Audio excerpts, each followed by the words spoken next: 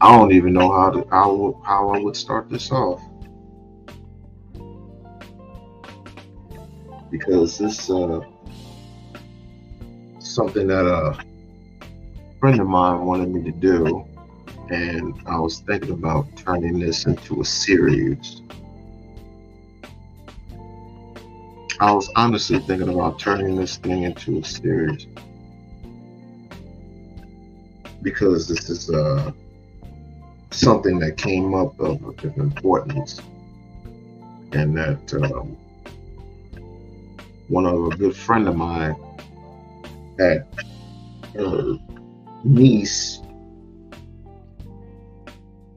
Uh, she ran away from home, right? She's only 13 and out on the streets, and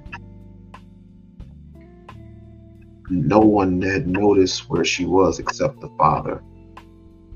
Now, I don't know what the heck is going on, but I just hope that the girl will remain will return home.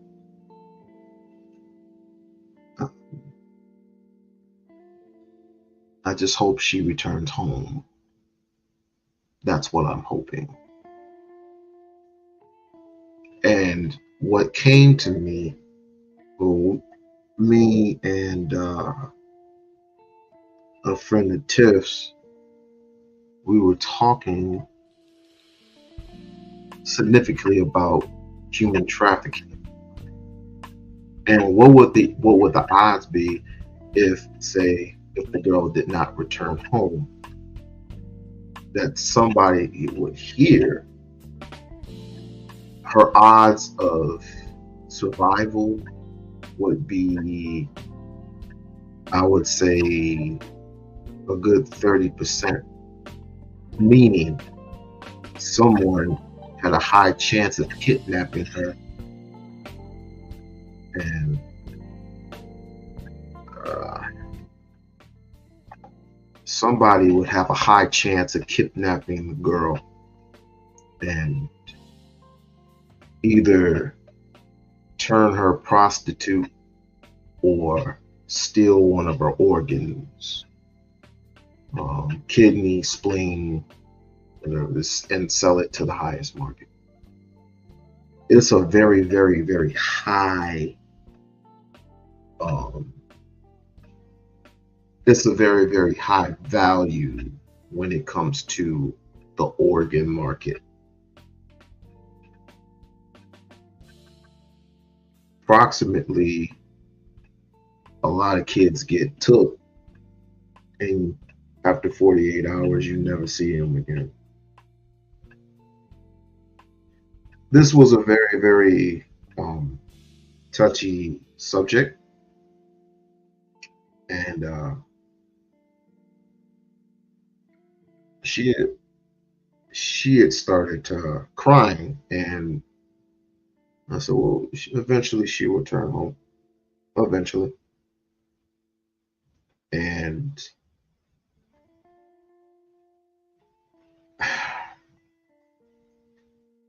I was thinking that this is the reason why I told my children never to open the door for anybody, because me and their mother, we have keys.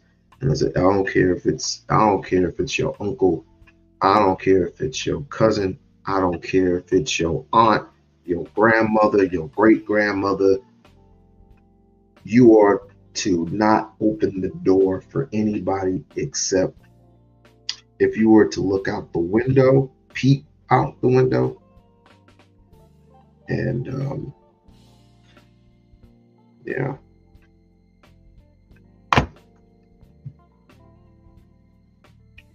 the I mean there are there are many abnormal way, ways of human trafficking.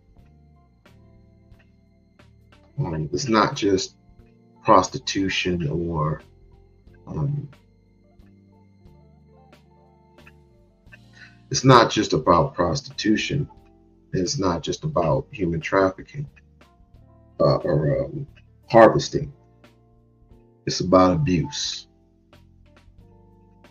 Um, the primary causes of human trafficking, traffickers, like other types of predators, usually target vulnerable uh, populations. According to the Department of Homeland Security, victims are likely to suffer from the following: psychological or emotional vulnerability,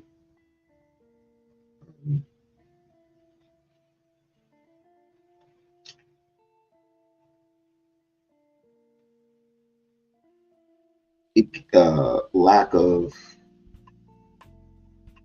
social safety nets, natural disasters, and publical, pu-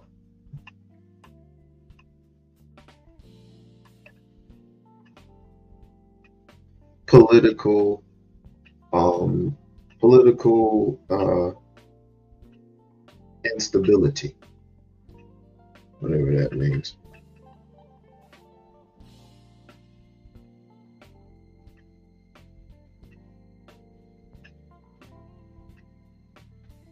One, three out of three, maybe four out of hundreds of girls get took every single day. And I was wondering, when the recordings of that girl that a friend of mine was telling me about,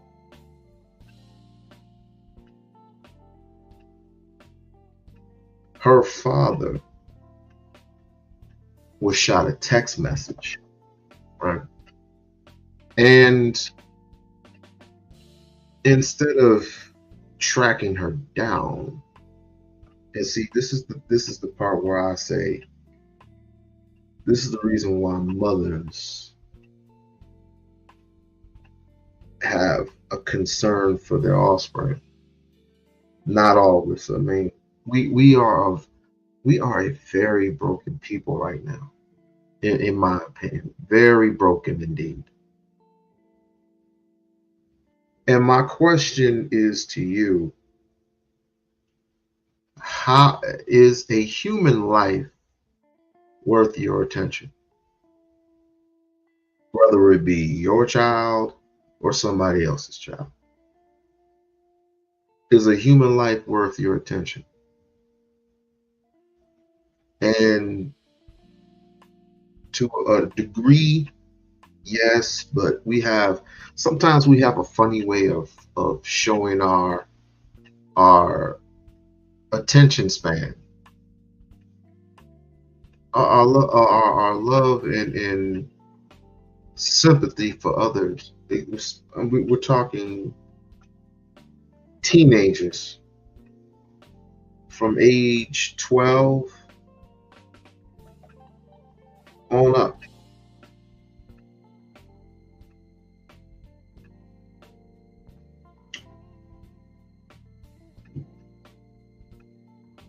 The common type of human trafficking would be as follows: forced labor, sex, forced marriages, uh, uh, dem, dem, domestic servitude, and child soldiers. Now, look, child soldiers, like, what the hell is that? Minors are used as fighters in an act of war. So that means people from overseas, they see your boy, they see your child as being that soldier. He get took. Why you think in most countries, when you have a baby, and that baby need be a boy. Otherwise, girls get dumped to little baby girls get dumped to the side mostly. Or in other countries that they're ashamed. They are so ashamed to having a girl as their offspring. Because they want men, they want boys, to be men so they can take over one day and be a part of that heritage, that be a part of the throne, if you will, to take over the throne. But one day when the emperor, one day when the emperor is gone, I have my son or sons to take over the throne. For no woman shall be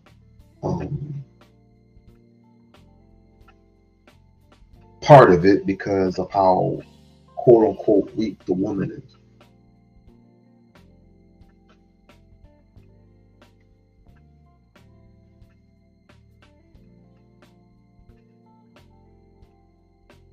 I cannot imagine my daughter. Oh, let me stop lying. I can imagine, but I won't put much energy into it because I know how I am when it comes to my children. And right now they're in a good, I'm blessed that they're in a good environment. Surrounded by good, wholesome people.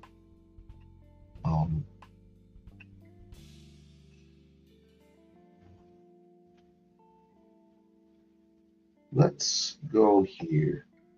Let me see how important some of this stuff is. In Vegas, Metro started a human trafficking task force, and state lawmakers are weighing tougher penalties for those who buy and sell victims. Tonight, one woman who was trafficked on the Strip for about 2 years sits down with our Kim Passoff, sharing her story and her push to change perceptions. I was bought by every age, race, cultural identity that you can imagine.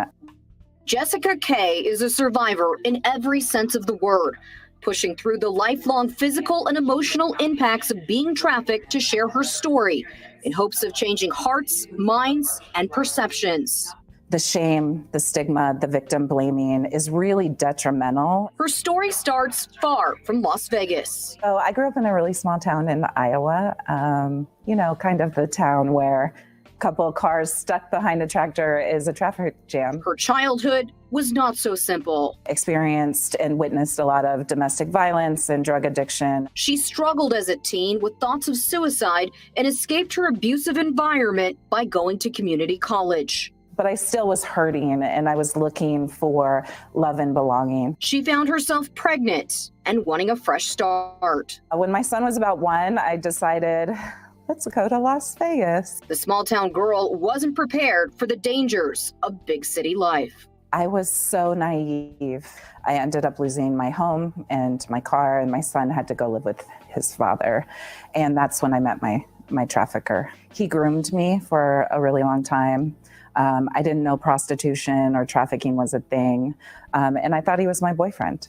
But then one night he forced her out of the car and forced her to sell her body. And it took about 10 hours that night to meet my $2,500 quota. I was sold on the internet. I was sold by pimps, bellboys, concierge. She endured unthinkable abuse from buyers who thought they could do whatever they wanted since they paid for her. One of the most pivotal moments in realities that I faced, I was in a hotel room and I thought that I just had one human with me, and he actually had a friend with him. In 2007, she was arrested for solicitation as part of a sting operation at a major strip hotel. Going to jail actually kind of set me free. I still was in this really vulnerable and unhealthy space. It took me probably 5 or 6 years to really understand that I was a victim. She was treated as a criminal taken to jail, and forced to pay a $500 fine. My self-worth was lost in this. I always, for a long time and through a lot of therapy, I'm learning that I can be loved and beautiful and be who I am without a transaction. She says victims shouldn't be prosecuted. If arrested, they should be offered help, like emergency housing, job training, and therapy. Opportunities and pathways out. Several years ago, Metro started a human trafficking task force to ensure the protection of victims and prosecution of offenders, approaching the crime through a victim-centered lens. Kay is now a social worker and advocate for human trafficking survivors. This is not a victimless crime. Recently testifying before Nevada lawmakers in support of a bill to increase penalties for buyers and sellers. In that testimony, I really talked about how this is paid rape, and it's not a choice. Kay believes because prostitution is legal in other parts of Nevada, some tourists don't know it is illegal in Clark County. You go to have fun and let loose and purchase sex. So we need to really start changing that narrative. Kay says no one even used the term human trafficking back when she was trafficked, and that a lot of progress has been made. Still, some survivors may be reluctant to seek help, but she says making that decision to face what happened to her saved her life, and why she continues to share her story. There's always somebody that comes up to you afterwards that said, that was me. Sometimes you're the first person they've ever told. If I can just be a safe space, then I know that it was all worth it.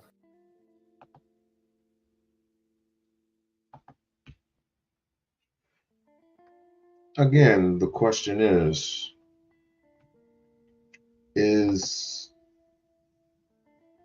human life worth your attention? Is human life worth saving? I hear all in these spaces all day about, the submissive part, you need to, be a maid to somebody. Talking about the women. You need to be a maid to somebody. You need to be, not so outspoken. Basically, just a robot, a machine. Not even a human being. Just somebody that has a closed mouth and an open leg. And hands just being abused by washing dishes and folding clothes and all this other stuff. And they figured, some of these dudes figured, well, you can't do it with a 30-year-old, and you damn sure can't do it with a 40-year-old. So, because they hit a quote unquote wall, so what's the next best thing? We're going to look up the age range when it comes to consent.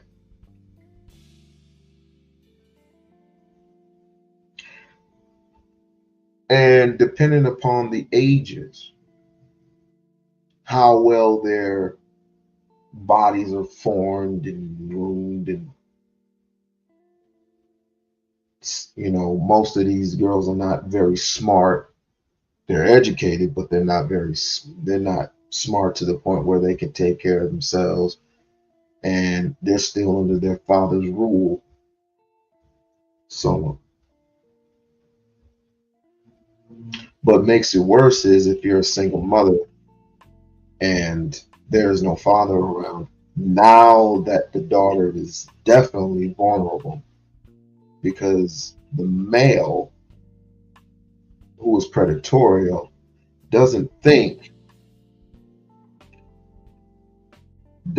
think that that the woman is capable of defending herself. Hello, Miss Sheila. Welcome to the show. She doesn't think for 1 second that this woman has the capability to take care of herself. So most of these girls, most of these young teenagers All the teenagers. I'm not talking about all the teenagers involved. All the teenagers. And you got predator after predator after predator after predator after predator after predator, and you don't know where these people are. They can be your mom's best friend at work. They can be a truck driver. You never know. Hell, they could be working at the mall. They see you shopping. It's like, this girl likes this. This girl likes that. And don't anybody tell you not to accept gifts from strangers? That's what my concern. My concern is for not only just for the girls, but for the boys too. If you don't think boys get kidnapped and just snatched up out of here, you're mistaken. There was a young boy in Jersey. He was at the gym, at some gymnasium, and he was shooting basketballs, and something caught his attention, and the next thing you know, he was out of there. They finally found the body, and guess what they found? His insides torn out. And they took basically everything.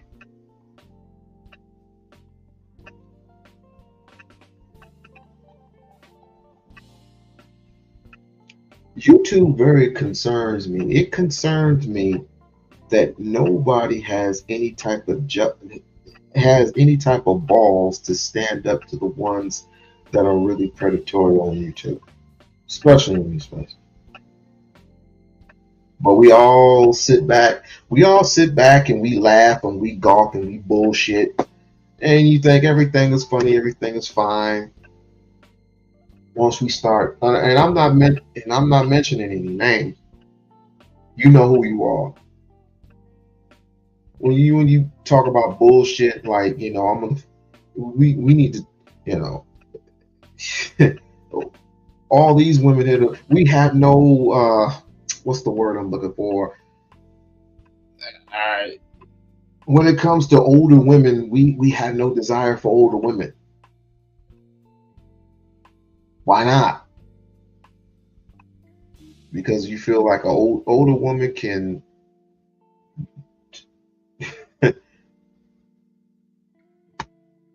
put you in your place, per se.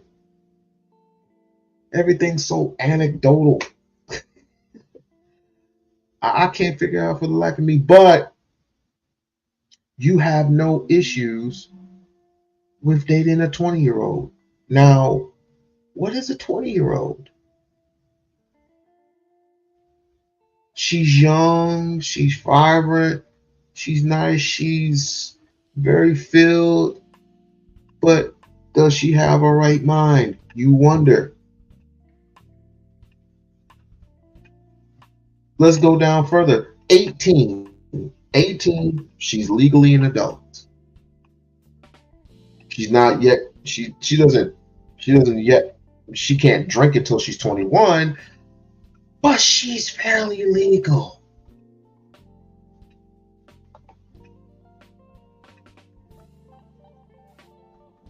Big uncle in the building. Let's take it down even further. In certain states, 16 is legal for consent. But why in the hell? Oh, no. Let's go down further. 14. Why in the fuck would I want,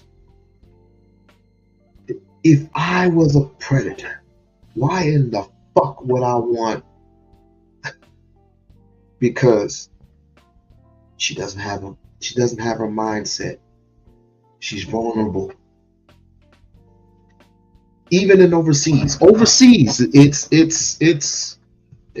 it's You got your Eastern civilization and your Western civilization.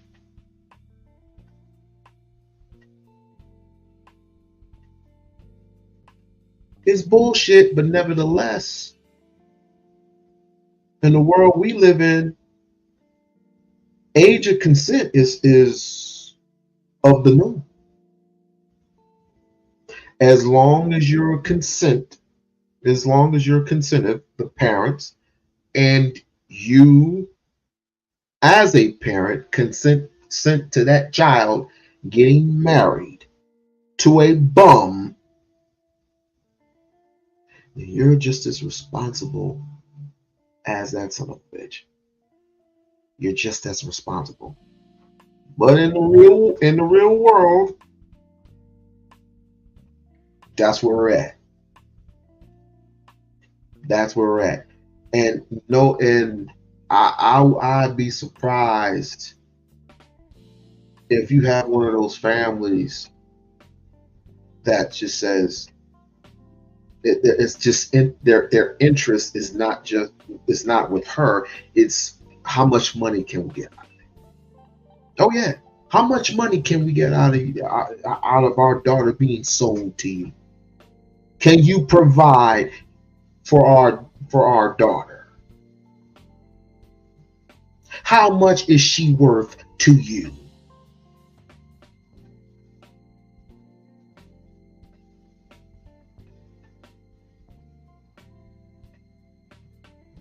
If it were me, I'd assemble every Black Panther that there was, and we would march up and down Las Vegas Boulevard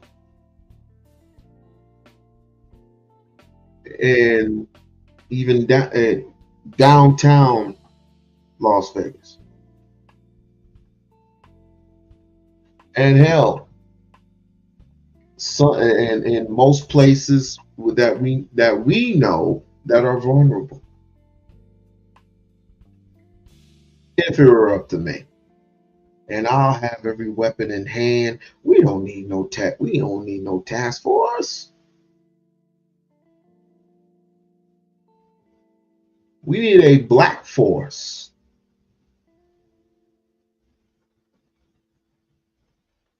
What do you think when you come down here to Tropicana? What do you see? Prostitution, right? If you go further down the strip, I see them all the time. But the one thing that F's me up is who of these women are under the age of 18. I can look at them and tell.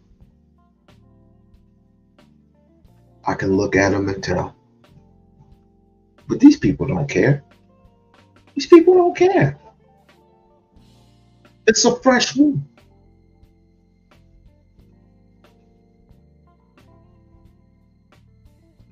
Why? Just why? Why do people waste their time making fun of that shit online? Why? That is accountability for what. Why in the blue fuck would you ask something like that dumb? Oh man.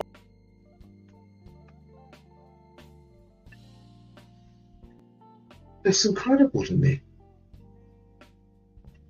Why would we waste our time online talking to, the mere utterance that comes out of our mouth about young girls? Because you are afraid of an elderly woman, somebody who's in your exact age range. You don't want the truth. You don't want that woman to give. I don't want a headache. Then you don't need to be around a woman. I don't want the headache. I just want a home cooked meal and her to play PlayStation and just this, and the third.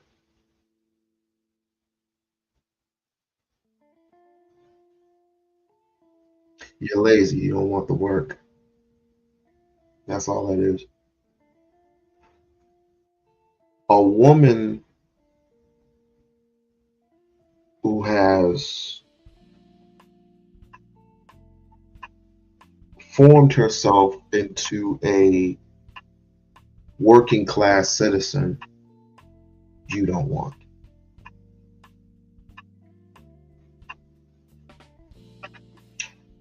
But it's gonna, it's gonna, one day it's gonna rear its ugly head.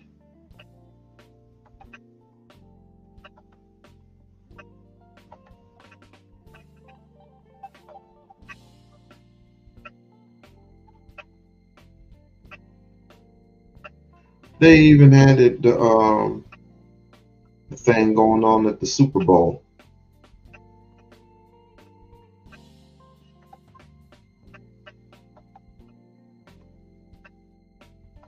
The Super Bowl.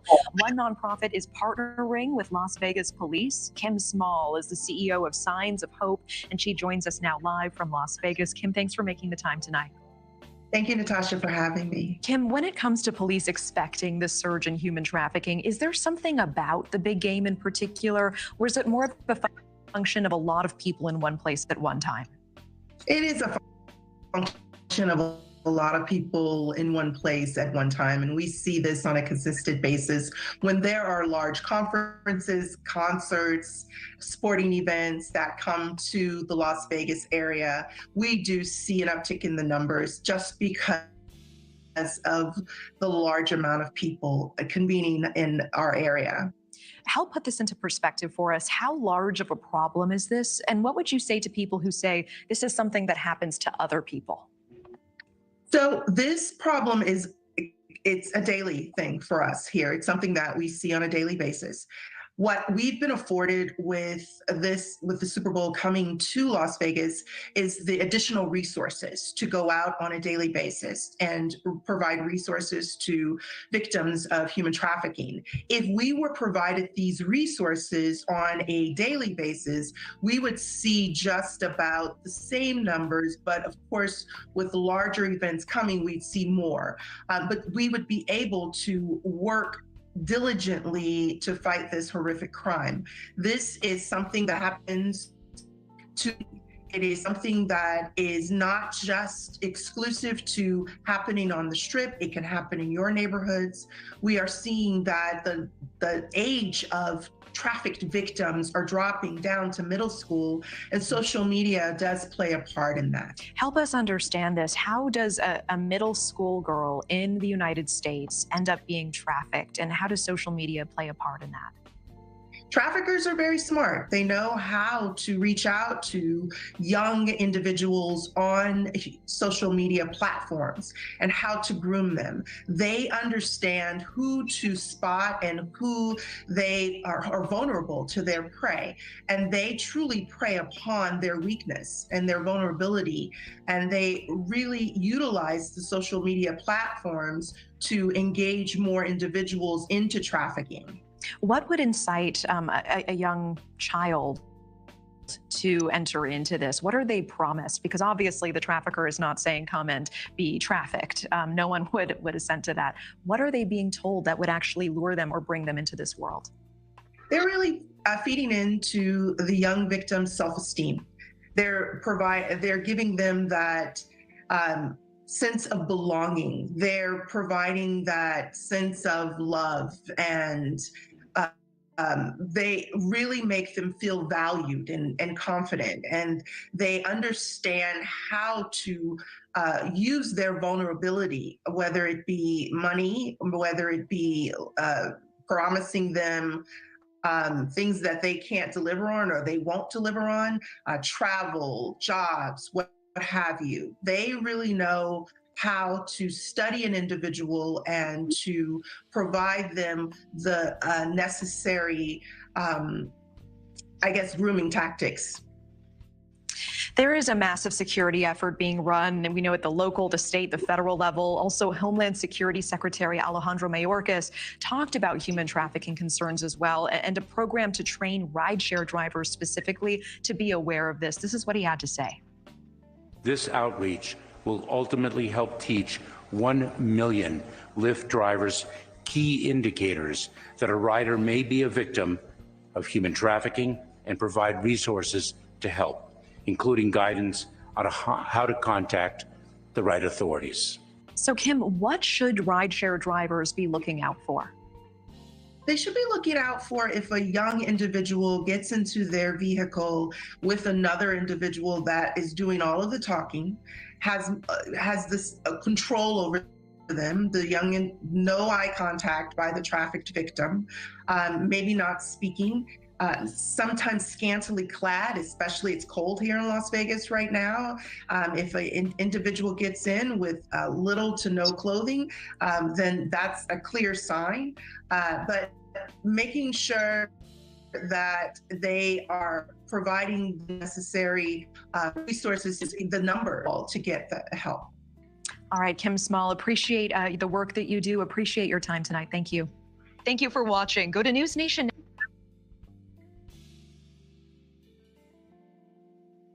Oh, I know what the men would say. The men would usually say, well, she shouldn't be at the house with no clothes on. Who's parenting this child?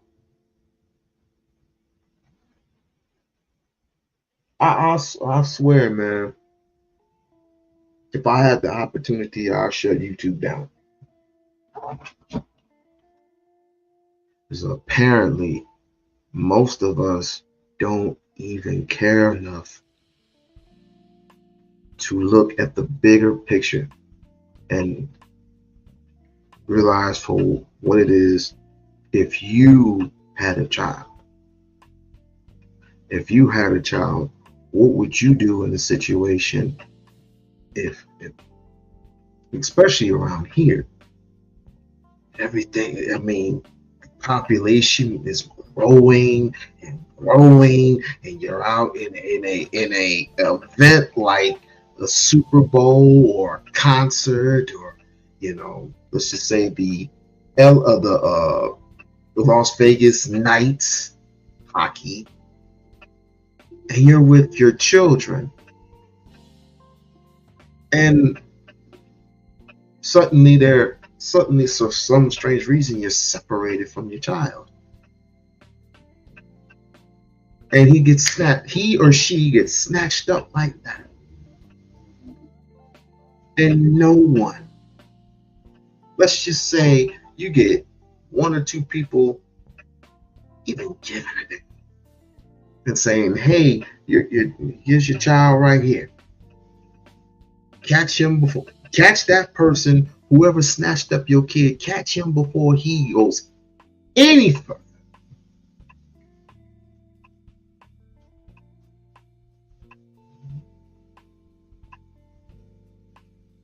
But you don't have to go overboard. You don't have to go overboard and do all these white folks do and chain your damn child to a book bag. You've seen that shit before.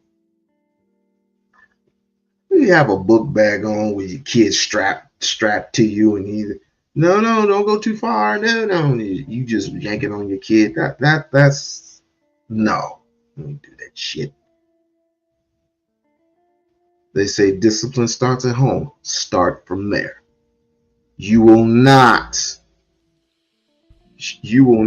go away from me. You will stay close to me at all times.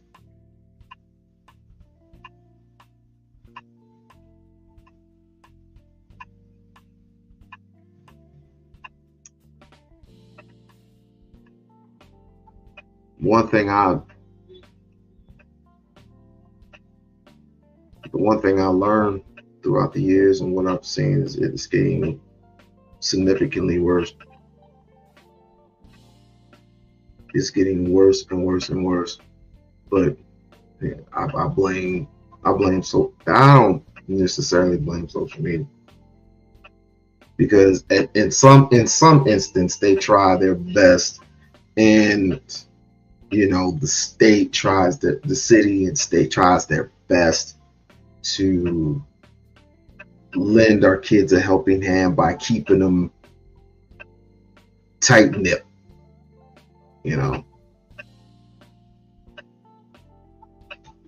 But I think as the years go forward, we're gonna see more and more of this, I don't care how many traffic lights you put up there, you know, those police cams you put up there, they're gonna find a way to get over those. I don't care how many officers scan down back and forth through your city. Somebody's gonna go around that shit. I say this.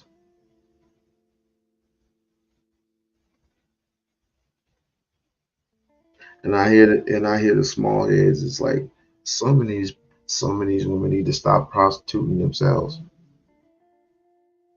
Agreed. But the one thing that I learned about, especially a woman, you can't make a woman do anything they don't want to. You just can't. They'll go to jail, and they'll be right back out. They get it. All they're going to do is get a ticket. That's it. They'll pay on the ticket and do it. Go right back to where they were.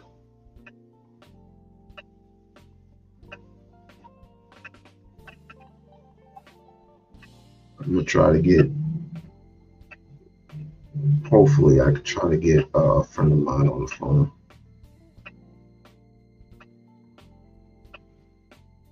But it's bothering me. It's bothering me to the point where I really,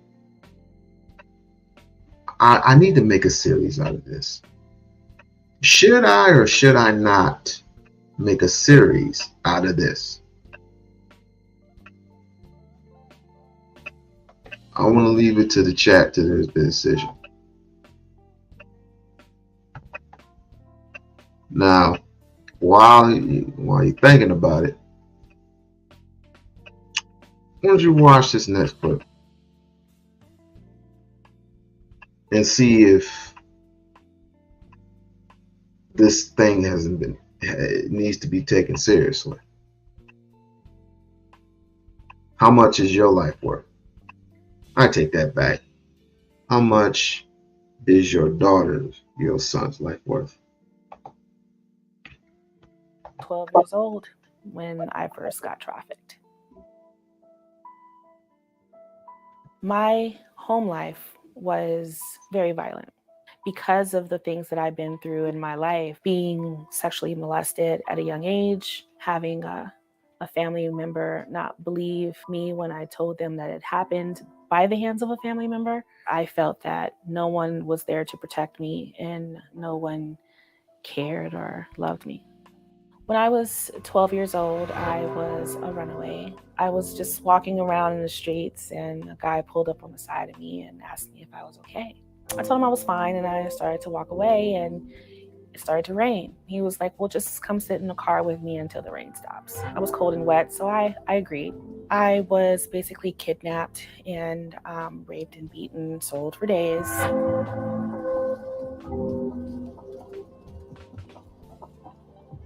So from that moment on, I just stayed in the streets. I couldn't imagine myself getting out of that situation.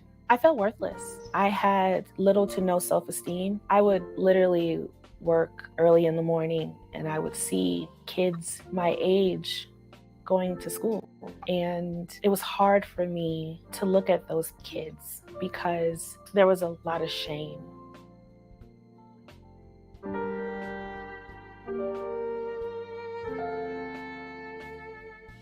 The one way that I was able to get a break from the life was to basically go into a store and steal in plain sight while my pimp was outside in the car. If I was caught stealing, I would eventually get arrested and I would go to juvenile hall. For most girls or most kids, they will see it as a punishment, but it was structure in my life. It was a safe place and I knew that no one will be able to harm me. My life basically changed once I was beaten by my pimp. And I was in a hospital for a short stint of time and I knew that this was my way out. I was turning 18 and there was no more safety net.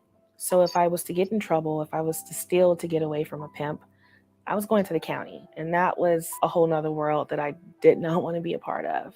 So I took that opportunity to leave California in hopes of leaving the life. I realized that I was a victim, and then I became a survivor. And now I am a warrior.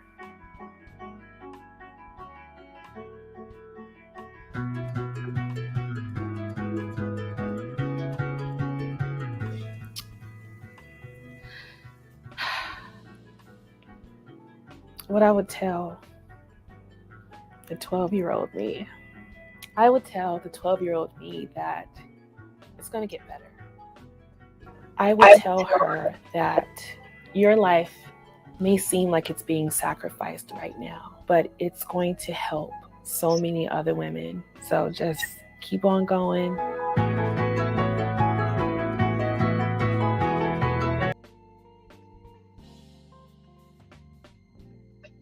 It's kind of funny. Just the other day,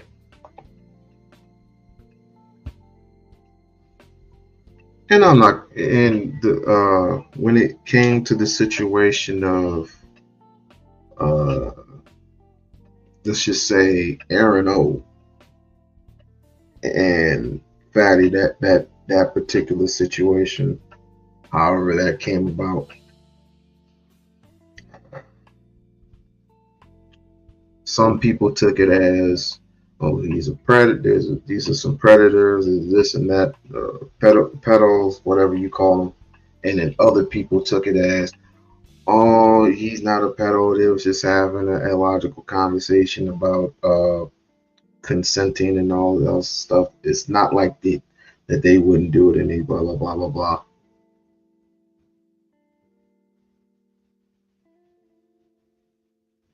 I'm thinking to myself, why even spark the conversation? Why? Because on the ultimate on the ultimate scale, what does it mean? What's the purpose? What's the purpose of even having a conversation on basically sex trafficking? That's what I would call it. I call it sex trafficking. We're talking about the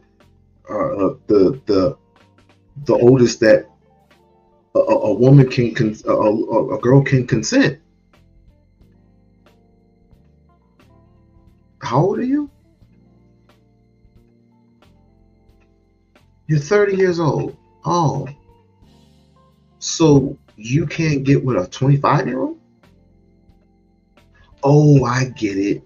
25 is when they hit their limit. Oh, so 25 is where you hit your limit. They're not young, they're not spring chickens anymore, and they got all that mouth. Oh, I get it. So once they're educated, once they get a job and everything, and once they get their own money, have their own education, blah blah blah, you don't care about none of that stuff. As one particular person would say, what was his name? Chaotic Buttnut. Chaotic said that a woman's position is this: in the kitchen, mop in hand, washing dishes and folding clothes. Give me a sandwich and a beer. Wow. And the whole time I'm thinking, oh, we're in a third world country.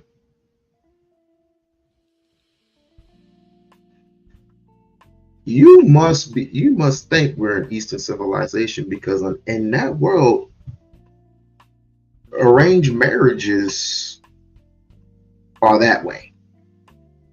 There are plenty of arranged marriages, and they some of them last long. Some of them last longer than you think. But here in the Western world, it's one man to one woman. Oh, we can't get no respect. Oh, they just treat us like trash. This is what I keep hearing from all this YouTube talk, nonsense, bullshit, whatever you want to call it. And it serves no one. It serves no purpose. If you don't want to be in a relationship, don't be in a relationship. Gotcha. As a matter of fact, I said it a long time ago. Some of these people need to be gay. You'll be taken care of. I mean, why not? You have no respect. I said it before, and I'll say it again. You have no respect for a woman. You have no respect for women. You have no respect for tolerance. You don't. Do you listen? Do you even listen? When you have the conversation, do you listen, or do you just so emotional that you just had to come out? Well, the women do it. Well, the women did this to us, and they had these. They listened to all these talk shows, and so the fuck what? Do you ultimately realize that each and every time we turn around, we turn our eyes away from our children? And for those who have children, right? Each time we turn around, we turn our backs, our child gets taken away. It's a very, very large, especially when it's a very, very large crowd full of people.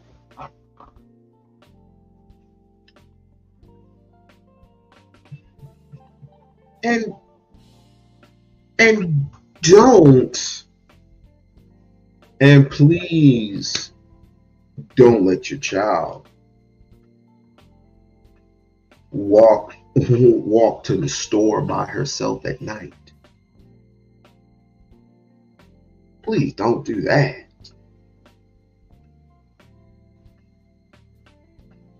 I'll look at you in disgust.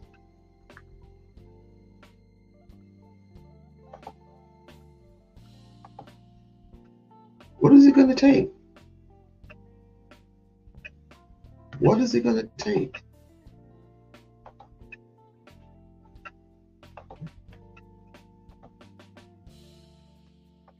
An emotional day in court, but the tears were coming from the man accused of beating a woman that authorities say he forced into prostitution. But not even that show of emotion could get the judge on his side. Only 13 Action News reporter Marissa Kinniston was there to watch it happen. I find it ironic that he's crying because he wasn't crying as he was beating this woman nearly to death. Just allegations, Judge. Absolutely. 36-year-old Tyree Wright broke down in tears in court as the judge flipped through pictures of this woman's injuries. He ambushed me in my home and attacked me. The victim, who only wants to go by Angela, recently showed 13 Action News her injuries, saying Wright beat her for trying to break up with him. I thought I was going to die halfway through. The arrest report says Wright forced her into prostitution. The judge called the details in that report horrific and wasn't fazed when Wright broke down in tears when he heard he wouldn't be getting out from behind bars anytime soon. And I'm the one who set his bail at no bail. And I'm going to keep that no bail. So Mr. Wright will be held without bail. The judge fanned through a stack of pictures of that victim as she made that decision. Wright will appear in court again next month. Marissa Kinniston, 13 Action News.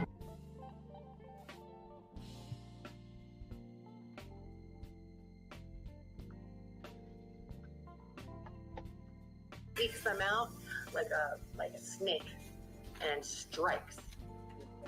It's been called one of the most horrendous crimes imaginable. New at 6, local victims of human trafficking break their silence about the man convicted of tormenting them. Good evening, everyone. I'm Linda Hurtado. Wendy's off tonight. And I'm Brendan McLaughlin. It is a landmark conviction and sentence in Florida. A judge sending a man to prison who used drugs and threats to force women to work as prostitutes. Our Carson Chambers is live outside the Pinellas County Justice Center with more on this man's punishment. Carson? Well, Peter Kidd operated in Pinellas County for more than a decade. Today, a handful of his victims actually faced him in court. For them, this sentencing is a huge victory. It scarred me physically. I carry the scars on my face. I carry the scars in my heart. 3 survivors of human trafficking. There are still times that I freeze in public because I think I see his face. 3 women who had the guts to speak out about unspeakable crimes. I was sold, beaten, tortured, and lied to. I sold my soul to the devil. I was completely degraded. Although a gun was not held to my head, the drugs were. Today, they face the man convicted of selling them for sex. Just a handful of the women, prosecutors say 42-year-old Peter Kidd coerced, beat, raped, and tortured. And he seeks out women that have weaknesses in their lives, that have things that have happened to them. He seeks them out like a snake and strikes. His family tells a judge Kidd is a family man, a good man. The state proved he preyed on women for 13 years in Pinellas County, bragged about being untouchable to police. The scary part is that, you'll pick up your son and put him in the next room and come in and beat the crap out of me. A judge handed Kidd 30 years in prison. He'll be 72 if he serves it all. But he had his last say with the judge, too. For all the things these people came and said, honestly, I'm sorry that y'all felt that way. I forgive you. And I was actually sitting in the courtroom amongst some of those survivors today. I'm sorry. I can forgive you. Doesn't that sound more like what you call a narcissistic person? That sounds pretty much narcissistic to me. When you have that much control over a person, and you'll do anything, don't have a care in the world who's in the room, and you're that much of an untouchable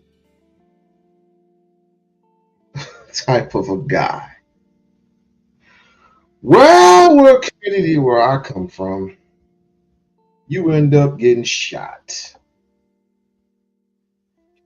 Simon, it's been a while since we started talking. How you been?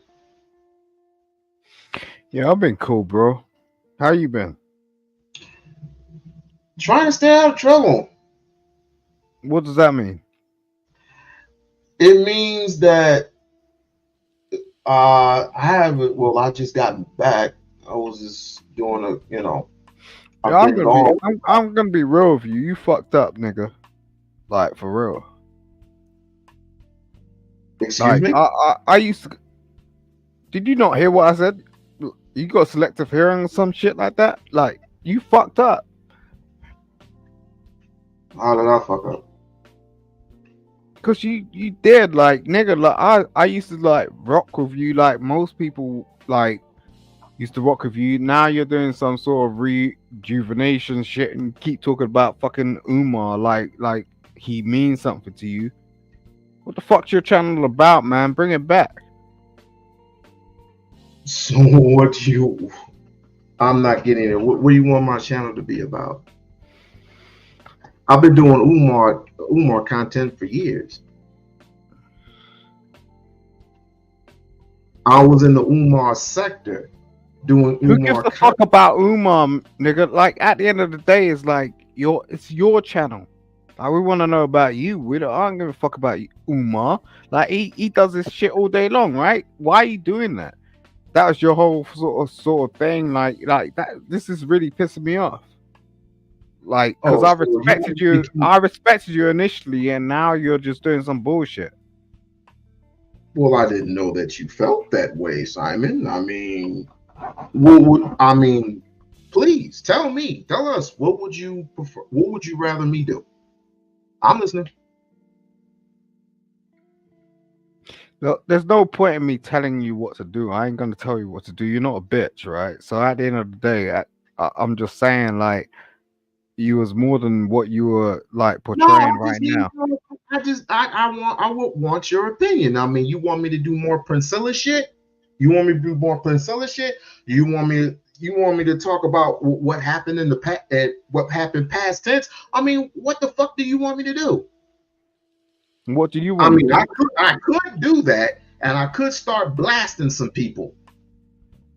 But here's the thing: what's my purpose? That's what I'm trying to get.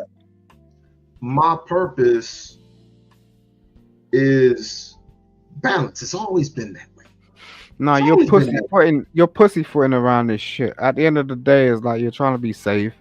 You retracted back to like your Umar shit, and at the end of the day, you damn well know that you got some shit to resolve. And you know what? I made a solemn vow that I would not do what I think what you're talking about, due to the fact that, number one, if I were to snap back, it's gonna cause more problems than it solves. It really is. Why? Because you're in the wrong, right? No.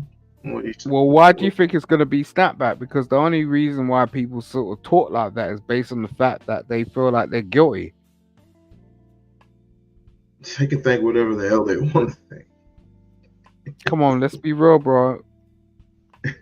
See, you're in a lane. You're in a lane where, when most people, well, let's be real, most niggas when they get into a conflict with somebody, boy, girl, whoever it is, they have the ability to clap back at, right?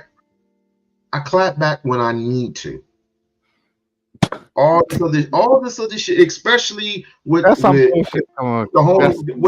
Daryl, with your big homie Daryl. Daryl is gonna get what's coming to him. Fuck the real, like, you know, I ain't even playing that nigga. Like, at the end of the day, it's like I'm just saying, like, we're placed in certain situations for a certain type of reason, and you gotta play your position. Now, maybe you didn't really understand your position. That's all I saw, and I felt for you, bro. Especially because I was involved with it. Like, and you know, most niggas out here be like, "Yo, who's Simon? He's from the UK, blah blah blah," and it's like, "Yeah, nah, I felt for you, brother," and it's like, we gotta resolve this shit. Because at the end of the day, it's like we're in a community, and most people don't really have that sort of internal understanding of how to resolve shit. So what we do is we do this bullshit, and do this internalizing sort of angst against each other, where it's just like we're gonna try and fuck each other up, like, and make a joke out of it. Ain't funny in the long run. That ain't nothing for our children to fucking look at and go, okay, this is cool. That ain't fucking cool. And that's why I got pissed off with you, because it's just like I was rocking with you for like a minute. So I had to think, well, why was I rocking with this dude in the first place? Regardless of like whatever else was going on. But then you started putting up some shit, and I need you to be totally fucking honest with me, bro. You're a married man. Why were you sending fucking like money to like these single chicks? Here we go with this bullshit again. It's not bullshit. First and foremost, all right, it could be bullshit. I could lock off right now. I could leave right now. If you don't want to fucking talk about it, you don't need to. first and foremost, I send money to everybody. Don't we do super? No, we do this super chat thing. We do this. What? Look, that's what I do. Yeah, but why ain't you send it to men? I do. Who? I do send it to men. Right, well, give us some evidence. All right, you see what I'm doing right now? I'm trying to give you some evidence. I support D. Durrell. I support Fatty. I support Chingy. Why didn't you pull that shit up? Why didn't you do that? Why didn't you put it up? Because I know you do that shit. But I'm just saying, why didn't you put it up? Because like the chicks was making you look like a certain type of way. Like it was like a fancy foot sort of like I want to get in the door and the pussy shit. Like at the end of the day, it's like I know that you do that shit. So why didn't you pull that up? Why did I pull it up? I really don't know, Simon. Maybe, just maybe. Well, do it. I mean, did you really. Did you not see the video when I first came back? I said I'm gonna let it all hang out and I'm gonna leave it alone. And the person that, huh? You can't. Yes, the fuck I can. Yes, the fuck I can. Now you're starting to sound delusional. Okay, like you can't. Well, Simon, it's very simple. Niggas don't have to follow me. I could give a hoop blah fuck less who does follow me and who don't.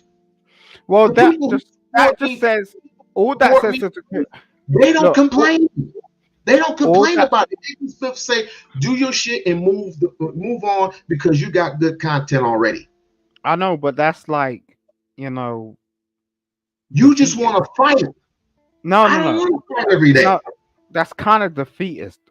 We're always gonna like have opposition, like regardless. I have these conversations with my boys all day long. Do you get what I'm saying? It's not like, you know, and I face this myself when I wake up in the morning. Like I have people that I speak to all day long, and sometimes their day is good and their day is bad, and I got to figure it out, right? And they're the most fantastic people. That like I love them, I really do. Like my heart is like, yo, you know what I'm saying? And they will text me and say some shit, and they'll be like, yo, I'm having a fucked up day today. And I've never seen them do that shit before. And I'm like, yo, man, I don't even know how to react to you. Because like you bring so much personality to me, where it's like, yo, it'll be wrong for me to even react and go, okay, I'm gonna provide you some sort of advice, right? But this is life. We can't like make we're look, I'm just saying, like, we're in a position where I find when people get too close, where people get too close,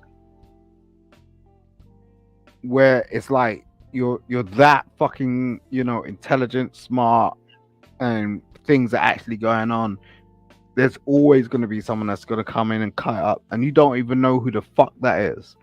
They're going to be very fucking anonymous, and they're going to fuck your shit up for no apparent reason. But it's up to you to be the bigger man, to make amends, get away from that shit. I made amends. I did that shit a long time ago. Whoa, and obviously, well, it's not talked about as much anymore, but little stab, you know, little. All right, so I'll give you an example, okay?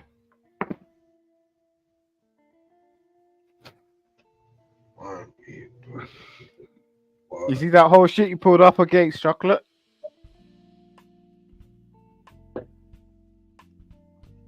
Oh, I pulled that off. Okay. I'm the one that did that. Okay.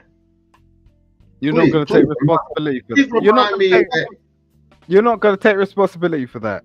You put up a whole fucking thumbnail about chocolate, right? She deserved that shit. Why?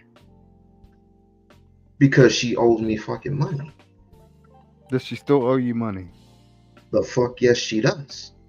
I got papers out on her still. So you still caught up about it? I haven't said anything. I'm asking you a question. I'm asking you a question. Are you still caught up about it? Am I still what? Caught up about it. Have you written it off, or are you like still caught up about it? Well, Do you still want that money back? I'm dude. I'll let my lawyers handle all that. I'm not asking about your worries. I'm speaking to you directly. Okay. Simon, are you drinking again? No, I'm asking you a direct question because if I was to marry this woman tomorrow, I may be the person that's gonna actually owe you that debt, right? Bruh, if you wanna be with the girl, be with the girl. Ain't nobody stopping you. I don't talk about her no more. I have not talked about chocolate since. You're not actually listening to me because it's like, why do you think I have not spoken about that? You're the one that's bringing it up. You're the one that's bringing it up. You're not catching on. I haven't spoken to that girl. Why do you think I'm speaking to you? Why do you think I'm speaking to you right now? Right. Do you think it's fun? Send you over. I just logged onto your channel. Did she send you over? Because I was totally doing something else. I was totally doing something else. Did she send you over here? Did she beg you did she beg you to ask some help just like she asked you for some help? If I spoke to you about like your wife in the same way you're speaking about the person that we're speaking about, would you find that disrespectful? Oh, okay. Now here's what we're gonna do. Here's what we're gonna do, because this is confusing and I was doing something totally different. What is it that you want from me? Because this is going nowhere. This is what? I don't want shit from you.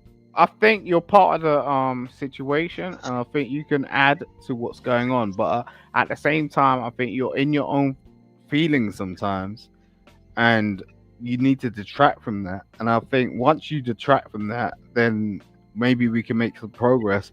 But you can't. Dude, I haven't said anything about her. Nothing at all. Ever since I came back, I never said anything. You put up a whole fucking live about her, nigga. Like, look, don't. Like, at the end of the day, come on, let's be real. Be honest. Just be honest. Some shit from last year. We pulling off some shit from last year. Yeah, but why did you do it? Like, you get what I'm saying? It's like, why did you? You could have asked me then, Simon. You could have asked me then. Why are you asking me now? I'm just saying we can let's put the past in the future, and put the future. No. See, that's the dangerous part about Negroes. Negroes always want to go in the past. I killed the past a long time ago. I'm moving forward. Right. So you don't have anything against chocolate, right? I haven't spoken to her. I don't even know what she's doing. I don't even know if is she still doing live streams? I don't know. I don't have zero to do with y'all. Zero. You must like the girl because obviously you really banging for her right now. You really banging for that girl. Yeah, we've always been. The funny thing is like what you guys don't realize is we've always been together. Excuse me? Yeah, excuse you. She's yours now, huh? No, we've always been together. It's not been a matter of fact. It's like the thing is like we've been trying to watch how you guys are going to react to how we actually operate. Oh, wow. So if that's the case, this is why I said when you pulled up that thing, why I was kind of confused. Then? Why didn't you say something? Yes. Why didn't you say something then? Because we're not like that. Like we understand certain things. Like that's all you, bruh. I ain't got nothing to do with that anymore. That is all you. If you didn't say something, then why the hell are you saying something right now? Which makes zero sense. Well, it doesn't make 0 sense. It will make a lot of sense in a couple of months. Bro. I'm just saying, like, you guys don't really catch on to this shit. Like me and Chocolate been rocking for a minute, so it's just like, okay, cool. Y'all rock together, cool, fine. Yeah, congratulations. Why are you coming at me with the shit? Why? I ain't coming at you. I'm just talking to you. Just came at me with full force. It's like, why are you doing with time? Like, what the hell's wrong with you? I'm just saying, like, she, when she was speaking about you in particular, like, to me, she was like, at least We-On-Loc said, like, he apologized and shit. And I was like, all right. Okay, I got something for you. This is perfect. Listen, if she's yours, tell her to leave me alone. What's she doing to you? She has my name in the mouth. Like what? Leave me alone. Where she got your name in her mouth? I don't know. She mentioned something to Dita about something. I don't know. I spoke to her about that. Ask him.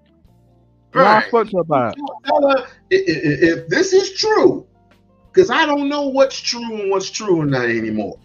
Tell her you best believe it. Be. If she's your property, that's yours, right? Not property, no. But well, I didn't mean to say it like that. I mean to say like, if that's your girl and everything, cool. My wife. Oh, if she's your.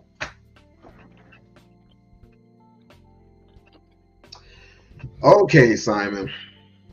Okay, if that's your wife, then you know good and damn well. Hold on, my G. Oh, this is a mess. I'll take your word. You know what? I'll take your word for it, my guy. I'll take your word for it. Well, next time you see her, ask her. See what she says. No. Ain't gonna be no next time. No. I avoid Chocolate Earth. Listen, I avoid her. You best avoid her because she's my wife. Listen, you deal with that. I'm just saying. You don't have to listen. I'm good. I am good. You and your wife, I am great. Congratulations. Do you understand why I'm coming at like you in terms of speaking to you in a certain type of way? Because she's maybe aware of some things, right?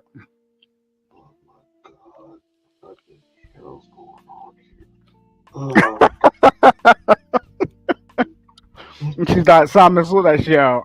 I don't want to fucking do this anymore. Okay, then why are you? Right. So do you understand what I'm saying? All right. So I'm just trying to speak to you man to man. That's what it is. All right. Now that I know, I don't know if it's true or not, but whatever. Yeah. Let that be. I'm gonna leave it. We can pace this shit out.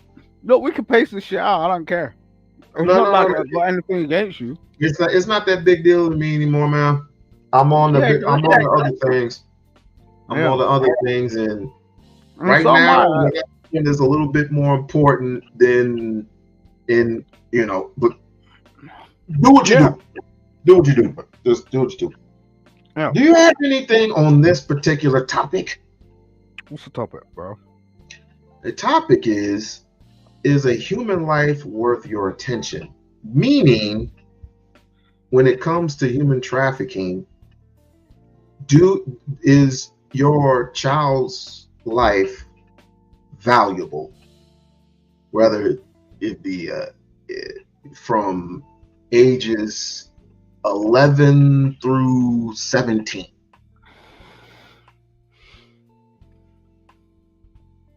Well, I mean, if someone understands and values human life, then obviously.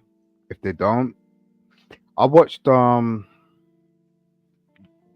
a TV program in the BBC over here. Like I don't know if you guys can get that sort of stuff, but it's a program called EastEnders, and there was like a real good portrayal of what you're actually just speaking about in terms of is human life worth your attention, because people don't really understand poverty, like when they're good. I think that's the major thing. It's like when you get out of poverty, it's like I'm just good, I don't really care about anybody else. But there was literally like this 12-year-old like eating out of bins, and her mother was a crackhead, and her mother couldn't really deal with her like as a child. Social services wasn't getting involved because it's obviously a limited capacity. But there's this female that's 12 years old that was out on the streets, and we talk a lot about women that are out on the streets like when they're 35 plus, but this naturally happens most of the time in hundreds of thousands in terms of young women being out on the streets from a young, from a very young age, and no one does anything about it, man. And it's fucking harsh. So how are we supposed to as men encounter that shit? Because it's like people have this perception. Step up. That's how you take care of your shit. Step up. I mean, the reason why I'm doing this is because a friend of mine, her niece ran away from home, and what I noticed was somebody told me that she got a hold of the father, and the father shot the father a text message.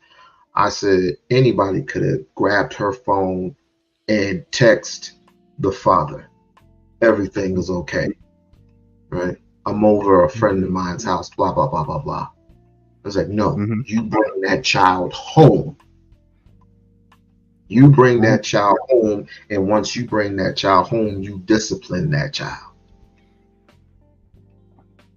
Yeah, because it's harsh for a lot of women, man. Women don't really know how to discipline children.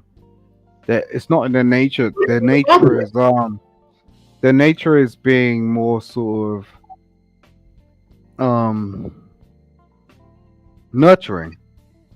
Wait. Are you saying that women don't know how to discipline children? Yeah, they don't.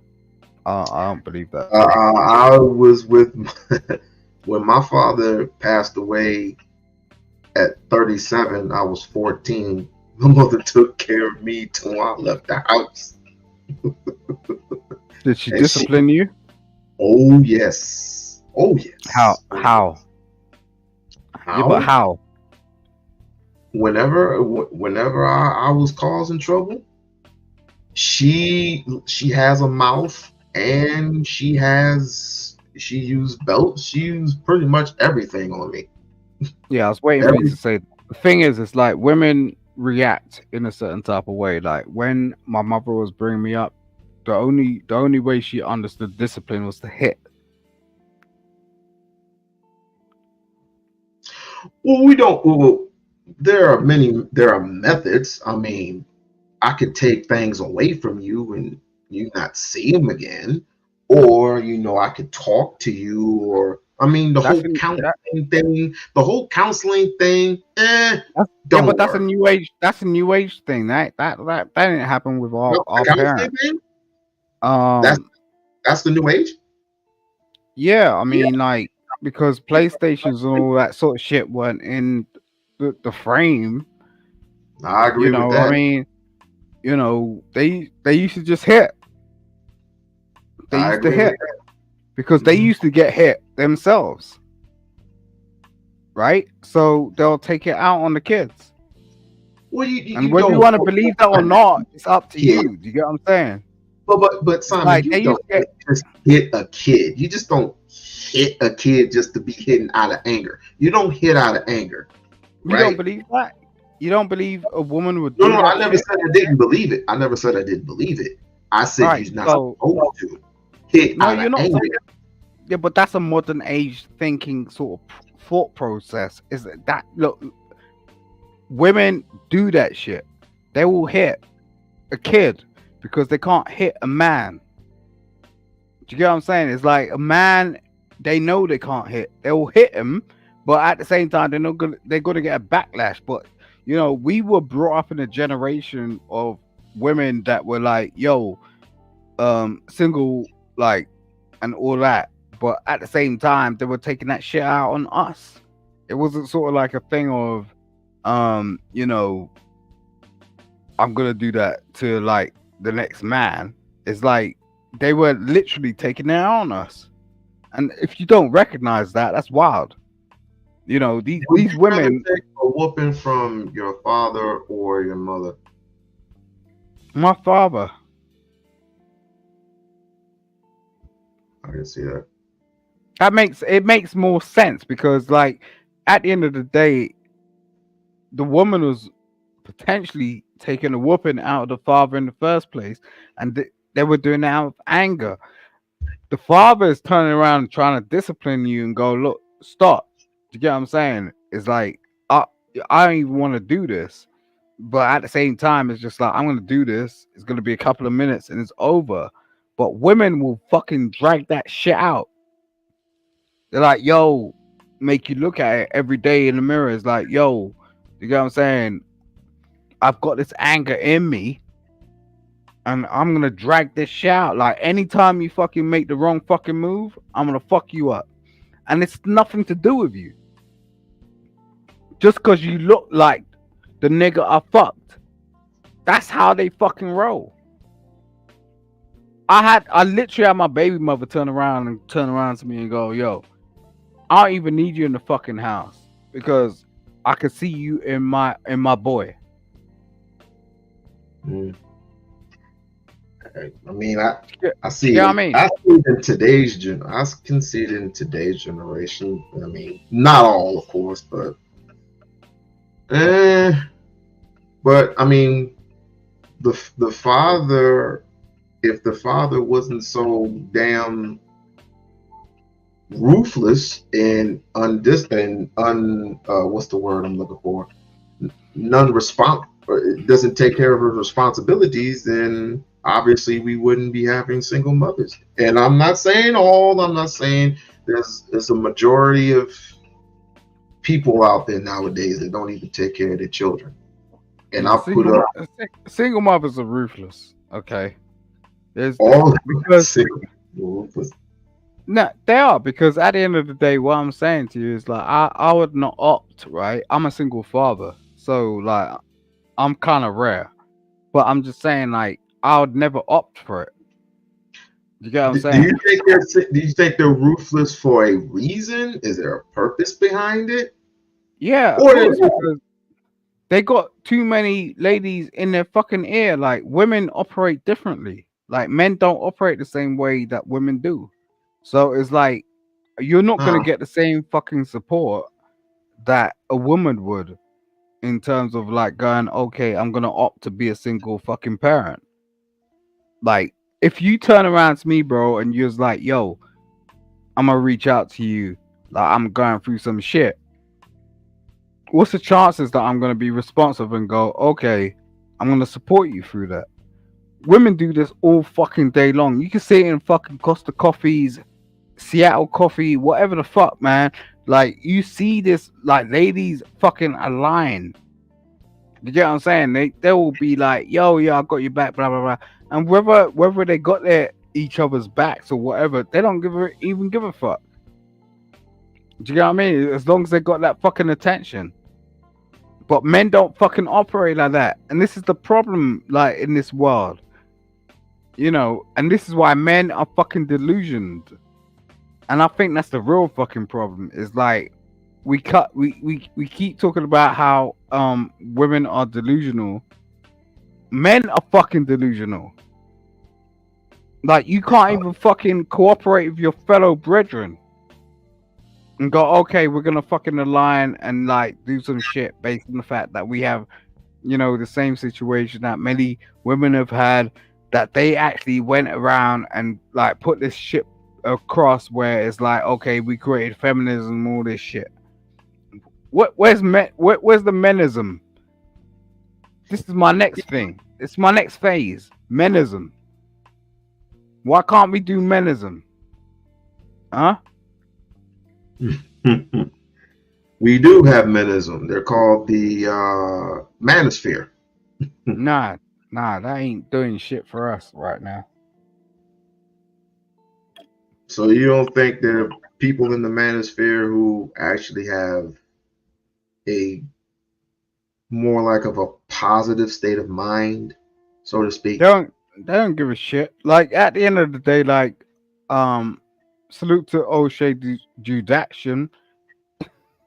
I'm just joking, but I'm just saying, you know, how can you have a fucking campaign trail that you bow out in and go, okay, I ain't even fucking part of it anymore?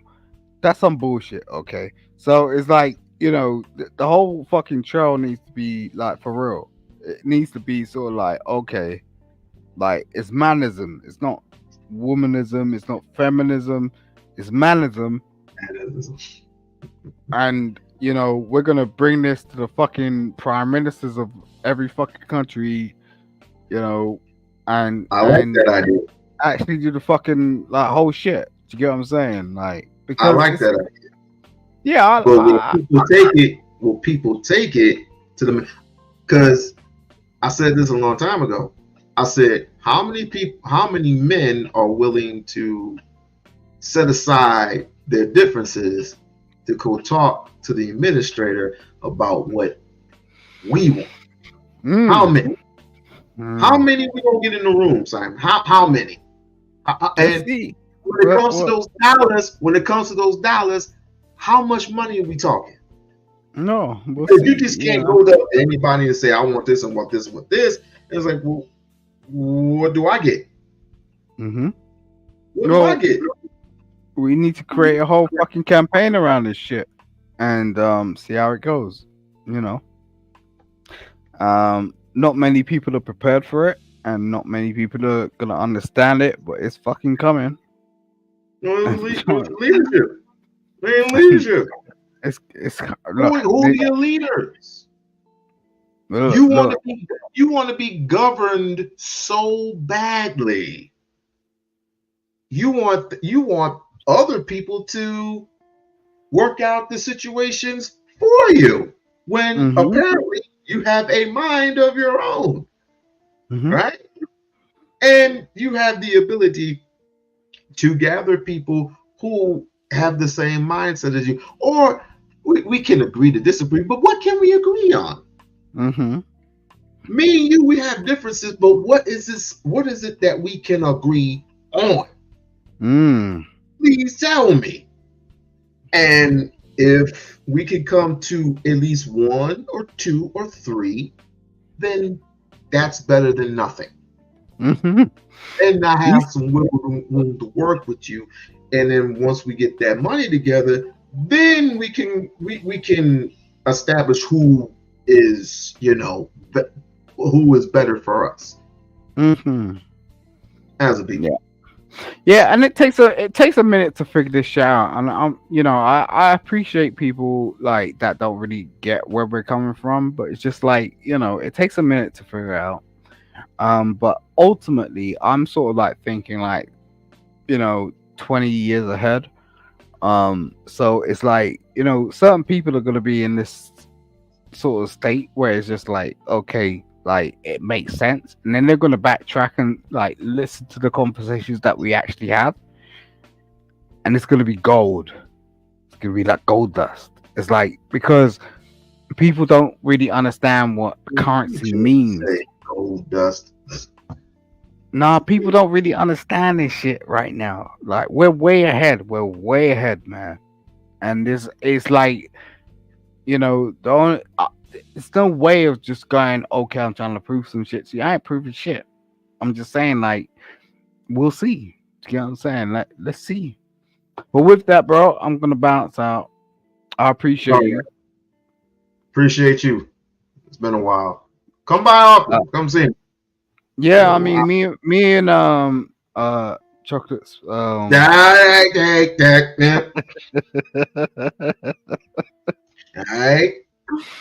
Yeah. That's Yep. all you. That's all you, brother. Right. So peace out. Have a good day. You Take care of too. your wife. All right. I will.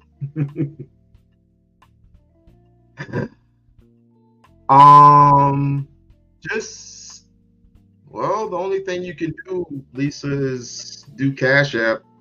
That's the only thing you can do. Um, unless, because I turned everything back on. I guess I got to check it on my end again. But what was she saying?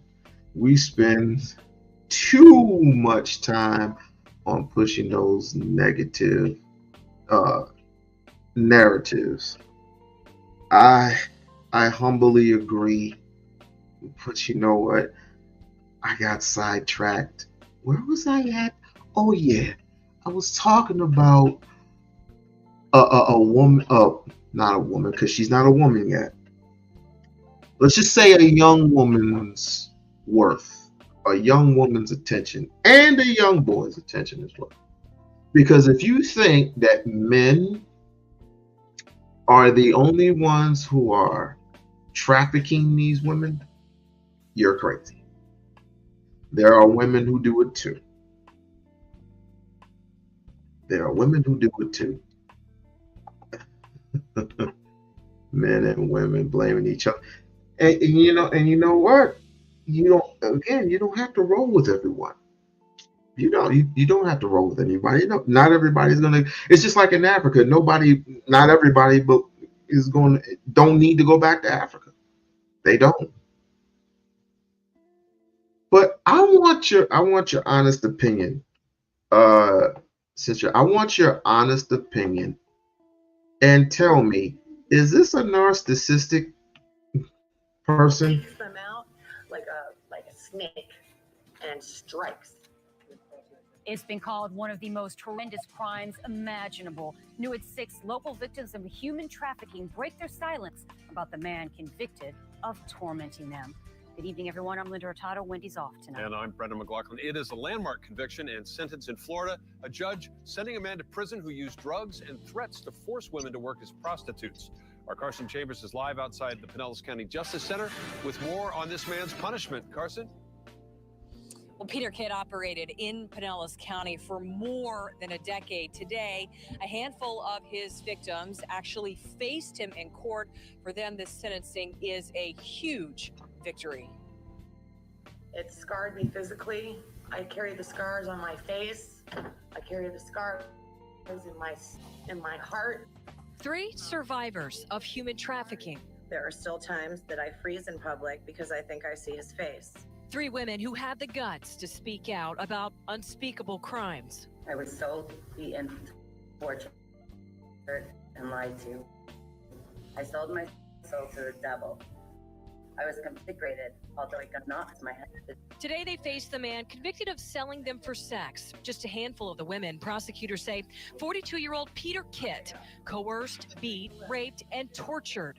And he seeks out women that have weaknesses in their lives, that have things that have happened to them. He seeks them out like a snake and strikes.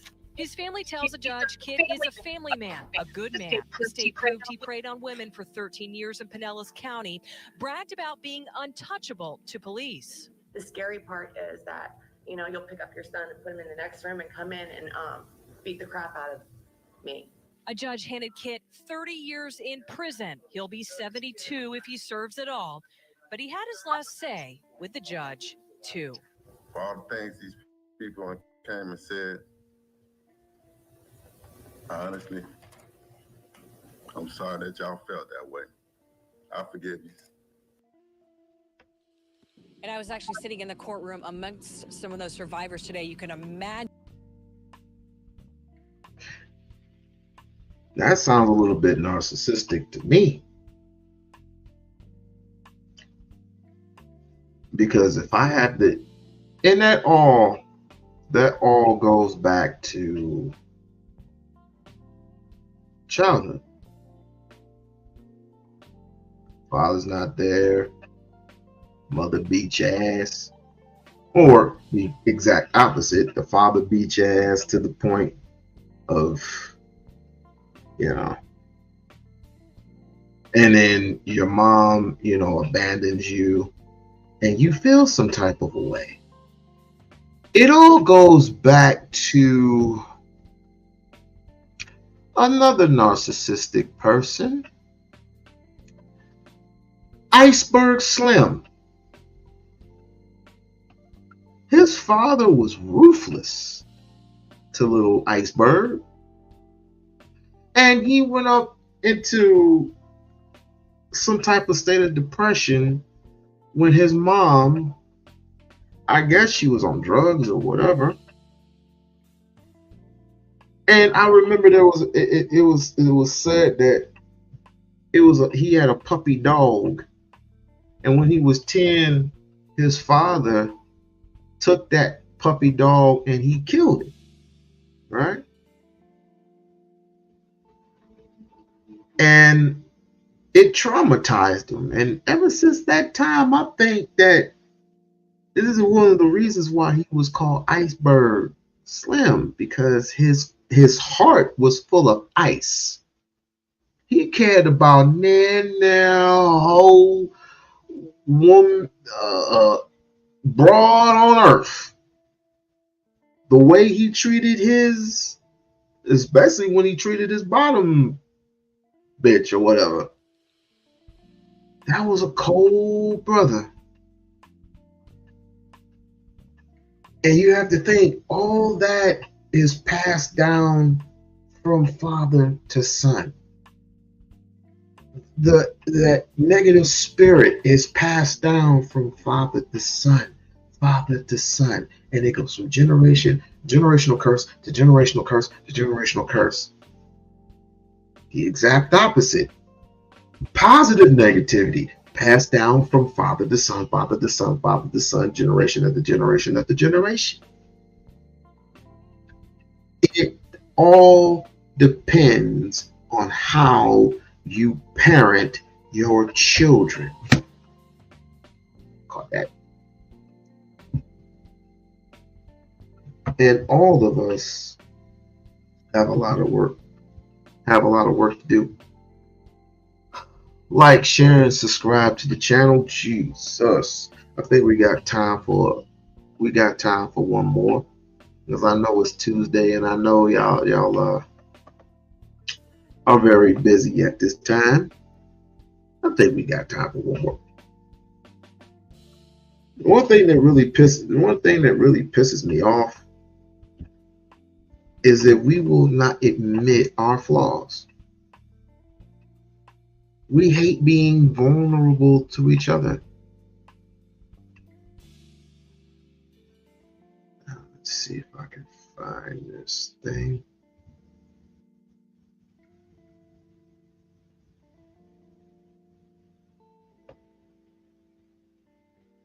Now, no, because I don't think I can do. No, I'm gonna try it. Now, there's a different form of human trafficking, which I think we'll be getting on it this coming Saturday. We'll do a part 2 on it. And this coming Saturday, we'll be going down a different part of human trafficking. But I gotta show you this. Because if you think that it's mostly the men that take these women and slut them out to get money out of them, you are sadly mistaken. Accused of running a sex trafficking operation out of a local massage parlor is under arrest. It's been nearly 2 years since Metro shut down the brothel she operated. Kim Passoff is live on Tropicana near Jones now with the latest. Kim? Yeah, John, so this is Wei Gang. She was arrested on Saturday on 7 felony counts during a traffic stop. Police say that she used to operate a brothel right here through a business back in November of 2020. It was busted. It was called Lily A Reflexology, where police say much more than massages were performed. Lily A Reflexology is a house of prostitution. Those the words of a Metro Special Investigations detective who busted the brothel in November 2020 after a tip. A man entered the business and asked for a massage. The female told him that the massage cost $40. Once in the room, the female asked him, did he want full service, a term commonly used to refer to sexual intercourse, for $150. He was then approached by 2 more females who asked him for money. He refused and was kicked out of the business. LVMPD then sent in an undercover detective from the Vice section who noted females were all dressed in revealing clothing, and there were lubricants, condoms, and medications for sexually transmitted diseases. The detective also found a room with 4 beds. They say victims of sex trafficking are often forced to live on site. The women in the brothel had no ties to Las Vegas. They were from New York and California. Detectives say 60% of the money from each customer went to the worker, 40% to the house. The reflexology massage business was operating as an illegal brothel. And Gang posted bail on Sunday, the day after her arrest. She is out of jail tonight. She is due back in court next month. Wow. So remember next time when you're a tourist and you're looking for those massage parlors with those happy endings. Ain't no Asian touching my body.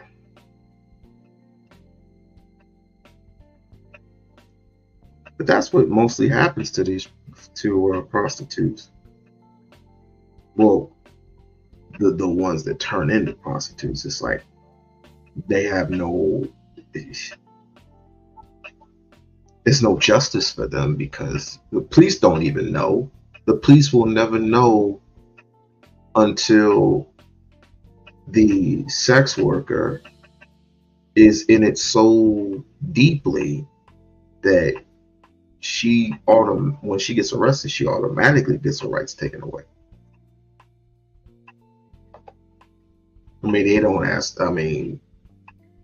They don't ask no questions. They just take them in. And they get in, especially here in Vegas. They get caught every single night. And what do? They issue them a ticket and they go right back out again to the same spot. And then they get arrested again and again and again and again. So, there was a time when I was an Uber driver and I picked them.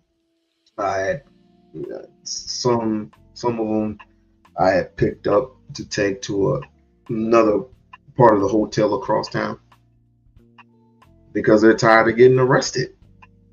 So they ended up on another part of town doing the exact same thing that they did on the other side of town. And then they end up getting arrested for disturbing the peace and fined. They just don't care. But the other part about it is when you're in that field, anybody can take you, grape you, take your money, take advantage of you, and you're just hopping on the cab. You have no money, you have no resources, you have no cell phone, but you get beaten, raped, and get taken advantage. It takes your money, laughs at you, and basically rides off into the sunset. If we had programs for each and every one of our boys and girls, what difference would it be? What difference would it make if our young girls and young boys would have an institution, a committee, a community that will build, that will install some type of trades for our young girls and young boys, to keep them busy, to keep them not, as Chris Rock would say, keep them away from the pole. Keep them away from the pole. That's what it is. Remember, businesses can't thrive without customers. Men are the ones who keep the sex industry, the business. There's just more to sex because their wives don't satisfy them. Let's just keep it a bean. And you got those wives out there that don't satisfy their husbands as much.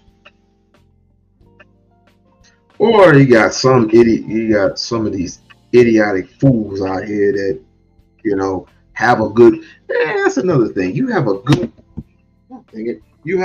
wife at home, and she's cooking you, sucking you, and fucking you, and doing everything for you, and you still go out and cheat. I have no sympathy for you. Get some help. Get some counseling. You know what I'm saying? How is that going to affect the sex industry? I don't care. It don't need you. Again, you have strip clubs. How many strip clubs do we have here in the United States of America? Thousands. And on top of that, you forget we have bunny ranches that are legal, by the way. Legal, where the women get tested every month, and they come out clean. You get clean women, and you go out there and you spend $400 or $500 on a woman. It's like, whatever. Even some of the well, they're prostitutes too, but I mean, either way, you're gonna take a risk anywhere you go, and however you do it. But I get it, and I get it. Some of these, I mean, you got people who have their own sex traffic ring and everything of that nature, but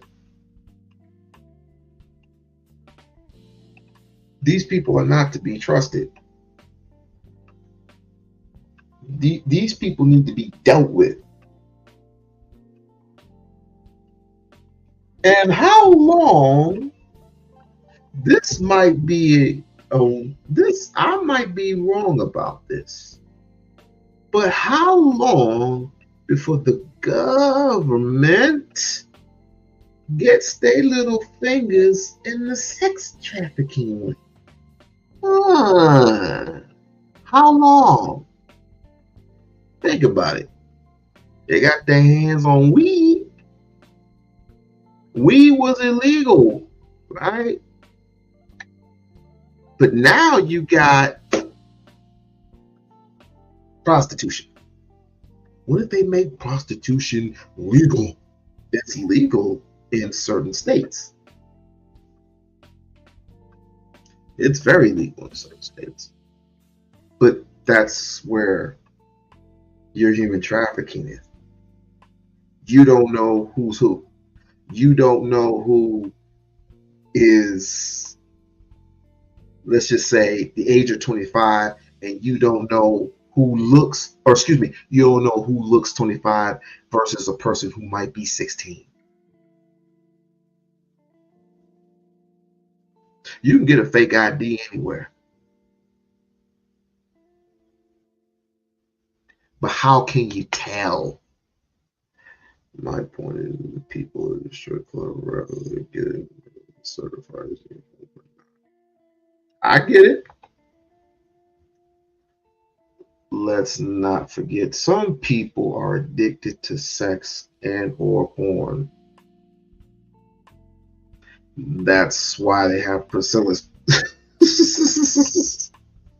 That's why they have Priscillas. And they have Priscillas, they have strip clubs, they have swingers clubs. You can go to a swinger clubs and it's perfectly legal. Perfectly. You pay one time, and you're free to stay as long as you want until closing time. And they usually close at 6 o'clock. I don't know. I'm just saying. I'm just saying.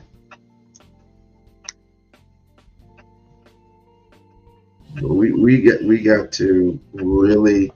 She said, "Really, you got to really."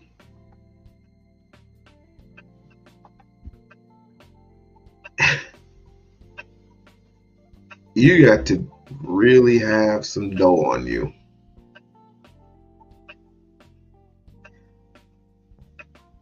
But I'm asking a question. Is human life worth your attention? Because your kid is taken away from you. Let's just say, for the sake of argument, your kids get taken away from you. You're in a state of depression. I haven't seen my kid in years, and then one day you're getting caught up. Okay, I'll say it again. Let's just say, for the sake of argument, that your kid gets kidnapped at a young age, right? And you can't find her, you cannot find her. You and the mother crying, weeping and crying, and they don't know what to do. You did a whole search party, everything. The police, FBI, they're looking for her. You can't find her. So one day you're in a state of depression and you end up going to a club with your friends, and they take you out to a strip club or whatever, and all of a sudden there she is, but you can't recognize her. Some would be surprised, and I know this is disgusting, but don't be surprised if you end up getting a lap dance from your own daughter.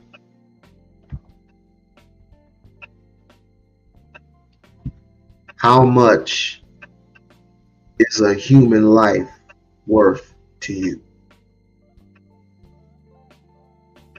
I would do any and anything to keep my daughter and my son away from the bad element. That's my job as a father. That's my job as a protector. I wish often we have these particular conversations, but we're too scary because all this other stuff is just so entertaining. So entertaining. But don't worry, all this will die down real soon. And I wouldn't be shocked, I wouldn't be surprised if YouTube takes everything away. I wouldn't be surprised. People often overlook boys. Yeah, I know. Oh yeah, thank you for reminding me, Lisa. Thank you for reminding me. Oh, you a cookie. Oh, you a cookie. Boy has his organs stolen.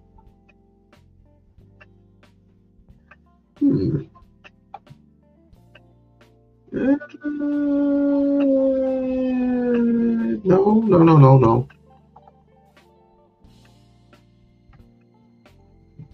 Boy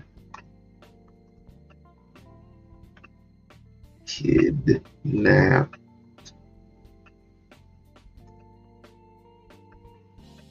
and had organs taken.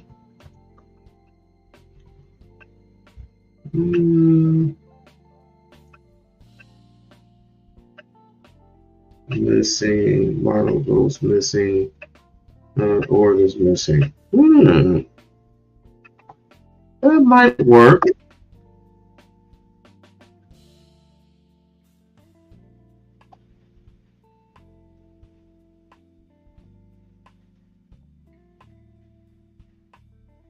York. He landed 7 shows during Mercedes Week in New York, and that's huge. After success in New York, Ryan and his 2 friends, Antonio Faison and Jared Davis, set their sights on Hollywood. Their adventure was all caught on camera as they filmed their pursuit of fame for a docuseries called Are We Famous Yet? The inspiration for our docuseries was simple. It was Ryan. We wanted to document his journey and becoming a model. Once they hit LA, things happened quickly. We were basically in the inner circle. You know, we were being invited to things that we kind of just saw on television and we're like, okay, now we're here. Then Ryan left LA, returned to New York, and suddenly was married. This is a photo of the ceremony. Next to Ryan is Real Housewife of Atlanta star Cynthia Bailey. But that's not who he was marrying. I find out on social media, Ryan has gotten married to a man twice his age. I don't even know who this is. I don't have a clue as to what's going on. Ryan married Keith Brewster, but the marriage didn't last, and Ryan returned home to Georgia in the spring of 2013, where things got more mysterious. He says, tell me the truth. Okay, something bad is gonna happen to me, isn't it? Then more mystery. He flew to LA, met someone, then rented a car and drove himself to Las Vegas. Then before driving back, he called his mom. I said, boy, you okay out there? He said, yeah, I'm getting ready to come home. I said, okay, what do you need? He said, I need you to go in my room and get the $100 out of there. Ryan's mom wired the money to him. Then she received a phone call from Ryan's ex. I said, well, Ryan went to the West Coast and told me not to tell you. He said, oh my God, his life would be in danger. Brewster never told Ryan's mom what the danger was, but it was real. Ryan's car broke down in Death Valley on the ride back from Vegas. He flagged down the highway patrol, who dropped him off at this convenience store, and then Ryan vanished. 74 days later, his mom received another call, this one from investigators who found Ryan's body. She said, ma'am, Ryan didn't have any organs. He didn't have any eyes, he didn't have a heart, he didn't have any lungs, he didn't have any liver, and he didn't have any kidneys. I said, what? That sounds like somebody took my son's organs and sold them on the black market. The autopsy report answers very few questions. The cause and manner of death, both undetermined.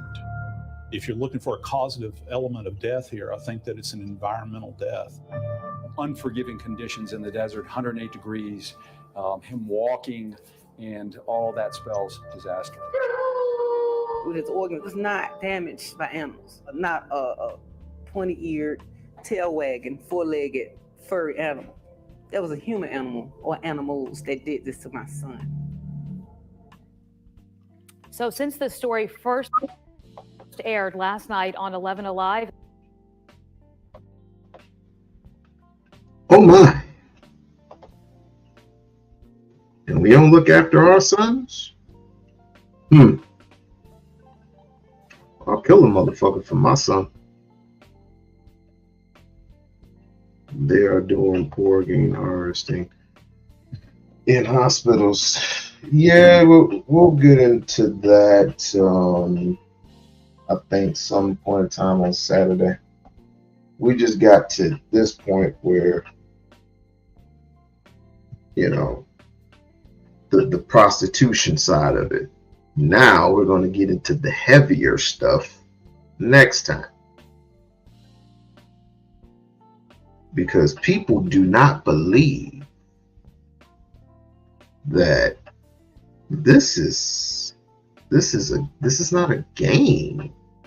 But of course, we got YouTubers all day, every day, talking about 16 and 17-year-olds. Quite interesting. Well, this is what I do. And I want to thank Simon for bringing his wild ass up here. It's trying to turn the show around. It's like, listen, we'll talk about it for a few minutes, but then after that, I got to get back to what the topic is, because the topic is not going back into the past. So, oh yeah, Simon was here. Simon was here, and him and his this. I'm not going to go into it. You're just going to have to rewind the tape. Do you know what the stats of age and gender? I had it right here in my arsenal. I had it right here. And the stats for 2023.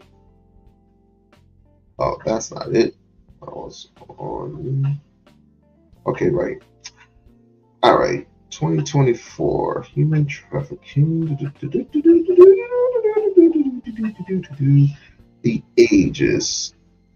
I don't see the ages, but let me read this. I'll read this to you. Human trafficking, isn't it the average age of 10 and 13? Well, let's see. Yep, 1 and 3. It's 11 and 12, so you're close. It's 11 and 12. 1 in 3 children are the first exposed to social media at the age of 5 and younger. 1 in 3 children are expected to have an unwelcome sexual experience online before they turn 18.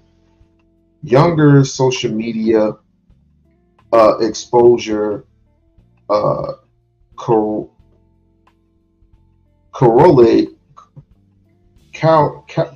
correlates, whatever that word is, with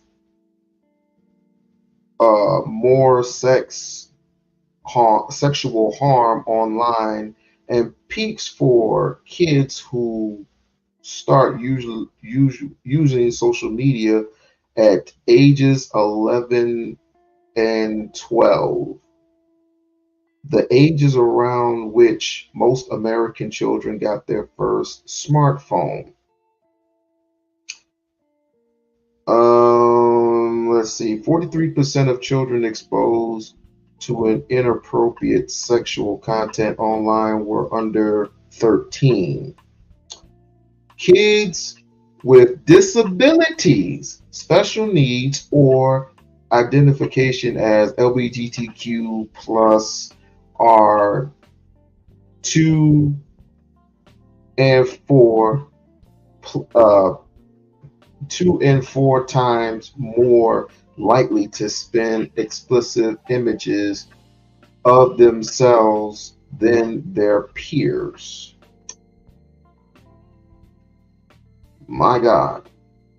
The most chilling fact about these statistics is that they only reflect the reported numbers. Human trafficking lives in the shadows, meaning it's impossible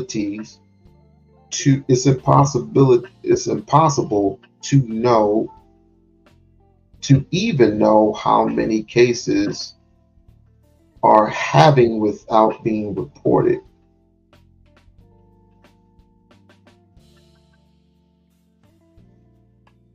Damn.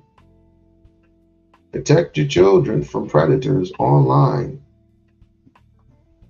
That's how it starts. And it don't necessarily start from there. It starts from here, it starts from there. It starts online.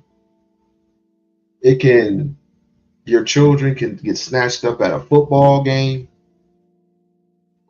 especially when it comes to a very big crowd. That's why you have to hold you get in front of him. He's in front of you. Your child is supposed to be in front of you.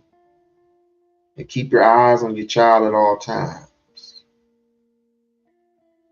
If he needs to go to the bathroom, take your ass up, head to the bathroom with him.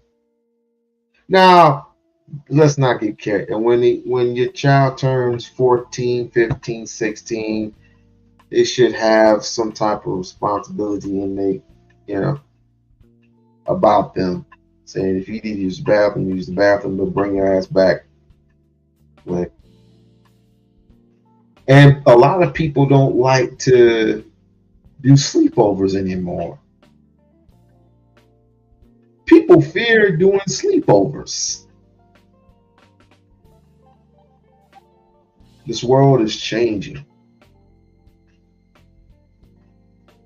It's either going to get better or it's going to get worse. But I am over my time right now. I will come back to this. I believe, Saturday. Definitely Saturday. And whatever Simon wants me. I know what Simon wants me to do. He wants me to bargain. Not me.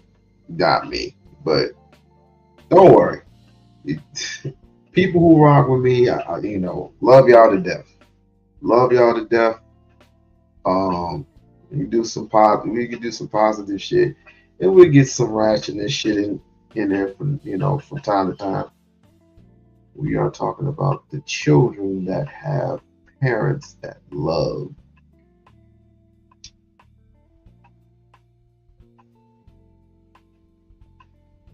I have nothing to say to that except show me.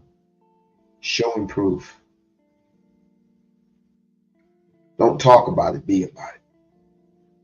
All right? Don't talk the talk, walk the walk. Otherwise, we're going to be looking at you as parents. All right? See y'all Saturday.